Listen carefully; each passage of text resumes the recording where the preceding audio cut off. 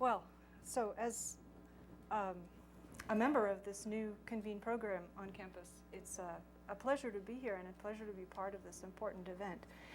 ConvEne is an Igert program, and Igert is an NSF acronym. It stands for Integrative Graduate Education and Research Traineeship. A long way of saying that what we're really trying to do is change the way that we educate students. And so we have some affinity, I think, with the technology management program in trying to change the way that students in technical fields learn to contribute their skills.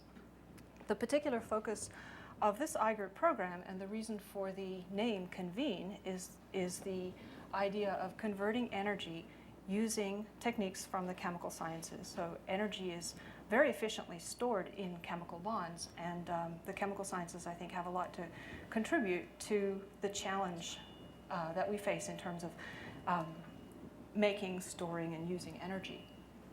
So ConvEne has a number of goals which we are trying to integrate as the program requires, and this starts with the technical skills involving conversion of energy. But we add to that this environmental awareness, the business expertise that we acquire through our collaboration with TMP, and the teamwork approach, which is inherent to this idea that we have a group of faculty and a group of students who are all interested in this issue, trying to work together to find common solutions to convert energy in efficient and environmentally sustainable ways. Now, it's true that most of us think locally. We think about the price of gasoline and how it has seesawed over the last few months and what that means to people that we know. In fact, most of the people that we know inhabit the right-hand side of this graph. But it is true that no matter what we do on this side of the graph to try to reduce our energy use and make our use more energy efficient, the people who represent most of the world, actually, who are down here in the bottom left corner of this graph, need to and deserve to improve their standard of living dramatically, and this is going to involve a much greater use of energy. And so the question is, how can we do this in a way that does not necessarily harm standards of living that we see over here, but allows all of these people, and the world average you see is right down here, because it is weighted by all of the countries that inhabit this region of the graph. How do we enable these people to enjoy standards of living comparable to what we see in the United States and Western Europe? And this is already happening. It's not some future question at the moment. You see the rate of construction, for example, in cities in China is representative of the rate at which their energy use is increasing. There are tens of millions of new customers for cars, and so an individual car in North America that is more efficient is going to rapidly be offset by tens of millions of cars that are being purchased, for example, in Shanghai, and are being now manufactured in ways that these people can afford them. So we have to, when we think about environmental sustainability, I think it's very important to take a global perspective in addition to our local perspective. Now, one obvious way to approach this problem, and a way which is an integral part of our ConvEne Igert program, is looking at the conversion of solar energy. And fossil fuels originally were made by converting solar energy. Plants did that. And so this idea that we can come back to this and find efficient ways, either through solar thermal conversion or through photovoltaic approaches, store that solar energy in ways that we can use it. So this is an area of great interest and great expertise on this campus that students will be pursuing.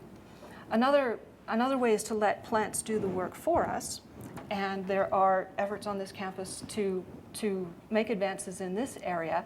There are certain cases, for example, in aviation, where we actually can't envisage at the moment anything but a liquid fuel being used to power these kinds of devices. So this is also an element of our program.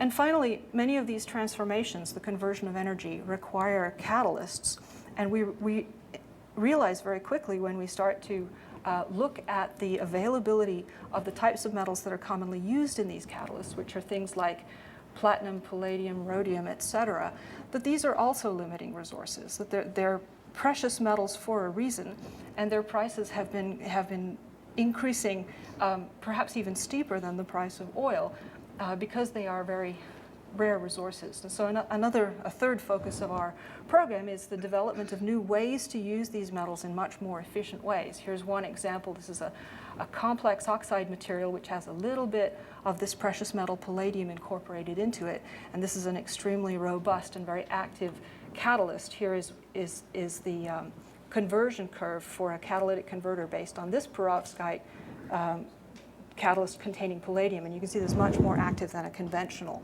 type of catalyst with a much more efficient use of the metal.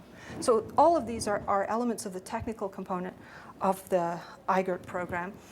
The interest in energy on this campus goes far beyond this nascent Igert, and we've seen already lots of interest in getting involved. Here's one example, this new student-run initiative, the Energy Forum, and I encourage you all to take a look at the website and see what kind of events are coming up, driven by the interests of students in this area.